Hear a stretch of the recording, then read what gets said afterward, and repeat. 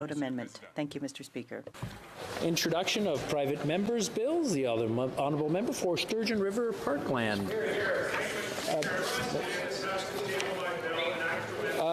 One moment, I'll just read it here and then I'll let the honourable member. That was mixed up on his side. Mr. Lloyd, seconded by Monsieur Deltel, moves that for leave to introduce a bill entitled An Act to Amend the Criminal Code, the Corrections and Conditional Release Act, and the Prisons and Reformatories Act. The motion is deemed adopted. The honourable member. Hear, hear. Well, thank you, Mr. Speaker. I rise today in this House to table my bill, an act to amend the criminal code respecting families of victims of homicide. It's impossible not to be touched by the story of Lyle and Marie McCann, an elderly couple that went missing in 2010. We know that they were murdered and their killer is currently behind bars, but the McCann family has never been told what happened to their remains.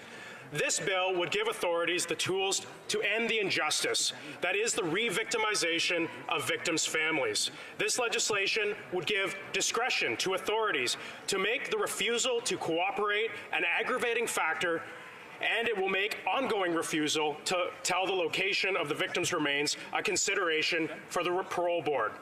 Now, I know we're heading into an election and that this bill may not receive the full airing that it deserves. But as a member recently elected in a by-election, I want this legislation to enter the debate now. This bill, or as I like to call it, McCanns Law, will give authorities the tools that they need to do justice for families of victims of homicide. And I will never stop fighting for this legislation and for the families of victims. Thank you. Hear, hear.